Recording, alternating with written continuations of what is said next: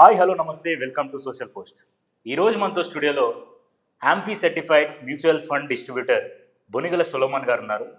మనందరికీ తెలుసు, ఈ రోజులలో ఎక్కడ చూసినా కూడా మ్యూచువల్ ఫండ్స్లో ఇన్వెస్ట్ చేయండి, స్టాక్ మార్కెట్లో ఇన్వెస్ట్ చేయండి, మీరు ఇంత పెడితే ఇన్ని లాభాలు వస్తాయి అని ఇలా చాలామంది చెప్పేవాళ్ళు ఉన్నారు. కానీ ఇలాంటి ముసుగులలో పడి చాలామంది మోసపోయి లాసులో పడి సూసైడ్ చేసుకున్న వాళ్ళు కూడా ఉన్నారు. అసలు నిజానికి వీళ్ళు ఏ నమ్మకం మీద మనల్ని ఇన్వెస్ట్ చేయమని చెప్తున్నారు? అసలు ఎలాంటి ఇన్వెస్ట్మెంట్స్ మనకు బెటర్, ఎలాంటి ఇన్వెస్ట్మెంట్ చేయకపోతే మనకు బెటర్? సో ఇలాంటి అన్ని విషయాలు మనం సొలోమన్ గారితో మాట్లాడి తెలుసుకుందాం. నమస్కారం సార్. నమస్తే అండి. బాగున్నారా సార్? బాగున్నామండి, దేవుడి దేవల్ల. Thank you sir. అండ్ నా క్వశ్చన్ ఏంటంటే సార్, ఇప్పుడు మిడిల్ క్లాస్ ఫ్యామిలీ అవ్వచ్చు, లేకపోతే చిన్న చితగా ఉద్యోగం చేసుకునే వాళ్ళు అవ్వచ్చు, వాళ్ళందరినీ ఎవరైతే స్టాక్ మార్కెట్ లేకపోతే మ్యూచువల్ ఫండ్లో మీలాంటి ఏజెంట్లు అవ్వచ్చు, డిస్ట్రిబ్యూటర్స్ అవ్వచ్చు, ఇన్వెస్ట్మెంట్ చేయండి, ఈక్విటీ ఫండ్ మ్యూచువల్ ఫండ్స్లో ఇన్వెస్ట్మెంట్ చేయండి అని అడుగుతున్నారు. ఇప్పుడు స్టాక్ మార్కెట్స్ అవ్వచ్చు, మ్యూచువల్ ఫండ్స్లో అవ్వచ్చు, వాళ్ళు ఇన్వెస్ట్మెంట్ చేస్తే లాస్ కిందకే పడిపోతున్నారు తప్ప లాభాలు వచ్చినట్టు ఎక్కడ కనిపించట్లేదు. మీరు ఎట్లా ఇన్వెస్ట్మెంట్ చేయమని అడుగుతున్నారు? ఎట్లా లాభాలు చూపిస్తారు మీరు వాళ్ళకి? నెవిల్ గారు మంచి క్వశ్చన్ అడిగారండి. మన ఉద్దేశం పేదవారు, మధ్యతరగతి వారు, కామన్ మ్యాన్కి మేలు చేయటం. ఓకేనండి. ఇప్పుడు చూడండి నెవిల్ గారు, అసలు ఈక్విటీ మ్యూచువల్ ఫండ్స్లో డబ్బులు ఇన్వెస్ట్ చేస్తే పెరుగుతాయా, లాభాలు వస్తాయా, హేతుబద్ధత ఉందా అంటే ఏమన్నా ప్రూఫ్ ఉందా? ఊరిక చెప్పటమేనా? మనం ఏం చెప్తున్నాము, పేదవారికి, మధ్యతరగతి వారికి సేవింగ్స్ వద్దు. సేవింగ్స్ ఎందుకు వద్దు అంటే, సేవింగ్స్ని ఇన్వెస్ట్మెంట్ కింద మారవండి. ప్యూర్ సేవింగ్స్ వద్దు. సేవింగ్స్ అంటే మనం జనరల్గా బ్యాంకుల్లో చేస్తాం, పోస్ట్ ఆఫీస్లో చేస్తాం, ఎండోమెంట్ పాలసీలో చేస్తాం. వద్దు. ఎందుకు వద్దు అంటే అక్కడ కేవలం 5 to 6%, 7% వరకే వస్తుంది. ఇన్ఫ్లేషన్ ఎక్కడ మనం ఇన్వెస్ట్ చేసినా కానీ ఇన్ఫ్లేషన్ బీట్ అవ్వాలి. అది ఇన్వెస్ట్మెంట్ కాదు. వద్దు. ఇన్వెస్ట్మెంట్ చేయండి. ఇన్వెస్ట్మెంట్ ఎక్కడ చేయమంటున్నాము? Right asset class. సరిగ్గా మనకి ధనం సమకూర్చి పెట్టాలి. మనం పెట్టే డబ్బు మన ఎంప్లాయ్ కావాలి. ఒక్కసారి మనం డబ్బు కోసం ఎంప్లాయ్ అవుతాం, నెల తర్వాత మనకు డబ్బు వస్తుంది. ఆ డబ్బు మనకు డబ్బు సమకూర్చి పెట్టాలి. ఎప్పుడు సమకూర్చి పెడుతుందంటే మనకు సరైన ప్లేస్లో ఇన్వెస్ట్ చేస్తే డబ్బు మనకి ఎంప్లాయ్ అవుతుంది. మనం నిద్రపోతున్నా కానీ మనకి డబ్బు సమకూర్చి పెడుతుంది. మనం ఏం చెప్తున్నాము? ఈక్విటీ మ్యూచువల్ ఫండ్స్లో ఇన్వెస్ట్ చేయండి అని చెప్తున్నాం. ఈక్విటీ అంటే స్టాక్స్, షేర్స్ అన్నా స్టాక్స్ అన్నా ఒకటే, అర్థమై కన్ఫ్యూజన్ ఏం లేదు. ఈక్విటీ మ్యూచువల్ ఫండ్స్ అని ఎందుకు అంటున్నామంటే, ఇప్పుడు స్టాక్ మార్కెట్లో 3 సెగ్మెంట్లు ఉంటాయి నెవిల్ గారు. స్టాక్ మార్కెట్ అంటే స్టాక్స్ కొనే మార్కెట్ని స్టాక్ మార్కెట్ అంటారు. షేర్లు అంటే కంపెనీ యొక్క స్టాక్స్ కొనే వాటిని స్టాక్ మార్కెట్ అంటారు. ఇది స్టాక్ మార్కెట్ అనేది సెబీ ఆధ్వర్యంలో ఎన్ఎస్సి, బిఎస్సి అనే స్టాక్ ఎక్స్చేంజ్ల ద్వారా నడపబడుతుంది. అంతా లీగల్. మనం స్టాక్ కొనాలంటే మనం డబ్బులు కడితే స్టాక్ మనకు రావటానికి ఎక్స్చేంజ్లు చూసుకుంటాయి, సెబీ చూసుకుంటాయి. ఏం ఫ్రాడ్ ఉండదు ఇందులో. అయితే మనం ఏం చెప్తున్నాం అంటే ప్రజలకి, స్టాక్ మార్కెట్లో 1 ట్రేడింగ్ ఉంటుంది, 2 ఇన్వెస్ట్మెంట్ ఉంటుంది. ట్రేడింగ్ వద్దని చెప్తున్నాం. మీరు అడిగారు కదా, సామాన్యమైన వ్యక్తులు సూసైడ్లు చేసుకోవటాలు, వీళ్ళు చేసుకున్న వాళ్ళు ఎవరంటే ట్రేడింగ్ చేసేవాళ్ళు. ట్రేడింగ్లో ఇంట్రాడే ఉంటుంది, ఫ్యూచర్ అండ్ ఆప్షన్స్ ఉంటుంది.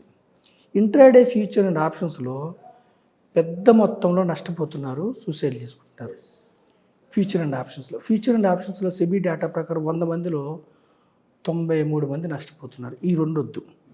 ఇన్వెస్ట్మెంట్ చేయమంటున్నాం. మళ్ళీ ఇన్వెస్ట్మెంట్లో ఏమిటంటే equity mutual funds, stocks, direct stocks కొనుక్కోవచ్చు, ఈక్విటీ మ్యూచువల్ ఫండ్స్ కొనుక్కోవచ్చు.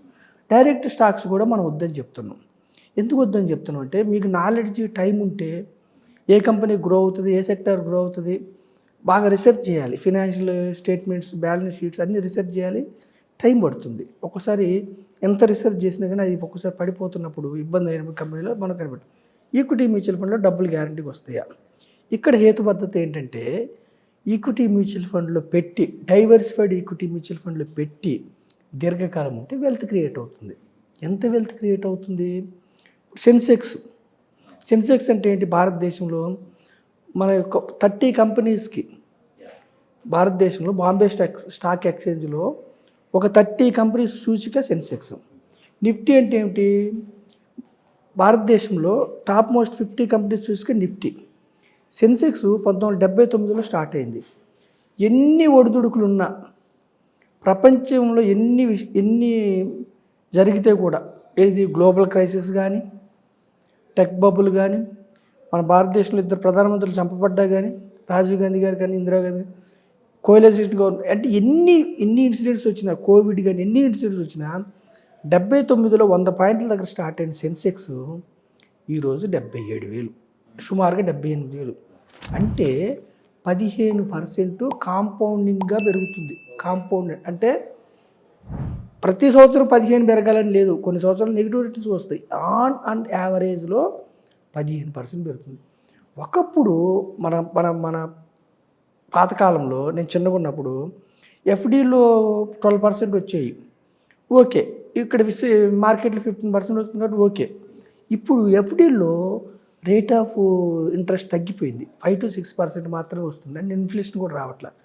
కాబట్టి మీరు ఇంకా పేదవాళ్ళు కావద్దంటే ఆర్డినరీ పీపుల్ ఈక్విటీ మ్యూచువల్ ఫండ్లో రమ్మని చెప్తున్నాం. మరి ఏది పద్ధతి ఏమిటి? 45 సంవత్సరాల్లో 79 నుంచి ఇప్పటి వరకు ఎన్ని ఒడిదుడుకులు వచ్చినా, ఎవరైతే ఆ రోజు 100 రూపాయలు పెట్టారో సెన్సెక్స్లో ఈరోజు 78,000. 2025 జనవరి, 45 years. 45. అంటే ఎవరైతే 1,00,000 రూపాయలు పెట్టారో 79లో, ఈరోజు 7,78,00,000. అప్పుడు 1,00,000 పెట్టిన వాళ్ళు, అక్కడ 1,00,000 పెట్టిన వాళ్ళకి ఎన్ని ఒడిదుడుకులు వచ్చినాయి. కానీ ఇప్పుడు చూడండి, నేను మీకు ఒకటి చెప్తాను ఎగ్జాంపుల్.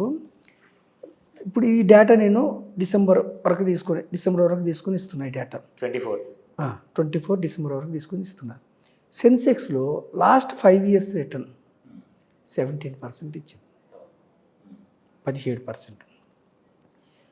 తర్వాత 7 years రిటర్న్ 16% ఇచ్చింది. 10 years రిటర్న్ 15% ఇచ్చింది. లాస్ట్ 20 years 14% ఇచ్చింది. లాస్ట్ 45 years 15% ఇచ్చింది. ఇప్పుడు ప్రజలకి 10%, 15% ఇలాంటి అర్థం కాకపోవచ్చు. అందుకని ఇప్పుడు మార్కెట్లో ఎప్పుడు ఈ రిటర్న్స్ గ్యారంటీగా ఉంటాయంటే, ఎప్పుడు కూడా ఈక్విటీ మార్కెట్స్లో రిటర్న్స్ గ్యారంటీ కాదు, రిస్క్ ఉంటుంది. రిస్క్ అంటే ఏంటి? మనం పెట్టిన తర్వాత ప్రిన్సిపల్ డౌన్ వెళ్తాం. కానీ దీర్ఘకాలం ఉంటే ఈ విధంగా రిటర్న్స్ వస్తుంది. అయితే ఇప్పుడు మనకు అర్థం కావడం కోసం క్యాల్కులేషన్స్లో చెప్తున్నా మీకు. ఇప్పుడు నేనేం చెప్పాను, సెన్సెక్స్లో 45 years క్రితం 1,00,000 పెడితే ఎన్ని ఒడిదుడుకులు వచ్చినా 7,78,000 2025 జనవరికి, సుమారుగా 15% వచ్చిందని చెప్పాను. ఇది హేతుబద్ధత. మీరు గూగుల్లోకి వెళ్ళి చెక్ చేసుకోండి. మనం ఎందుకు ప్రమోట్ చేస్తున్నామంటే, ట్రేడింగ్లో డబ్బులు పోతే ట్రేడింగ్ వద్దు, ఇంట్రాడేలో డబ్బులు పోతే ఇంట్రాడే వద్దు. ఈవెన్ స్టాక్స్లో కూడా మంచి స్టాక్స్ కొనుక్కుంటే మీరు కొన్న స్టాక్స్ కోట్లు కురిపిస్తాయి. పడే స్టాక్స్ అంటే ఏ కంపెనీ ఎప్పుడు పడుతుందో తెలియదు, చెత్త స్టాక్స్ కొనుక్కుంటే మీకు డబ్బులు జీరో కూడా అవుతాయి. కానీ ఈక్విటీ మ్యూచువల్ ఫండ్స్లో మీ డబ్బు జీరో కాదు, పైగా 12% పైన రిటర్న్స్ వస్తున్నాయి. అయితే గ్యారంటీడ్ కాదు, సబ్జెక్ట్ టు మార్కెట్ రిస్క్. మరి ఏమిటి హేతుబద్ధత?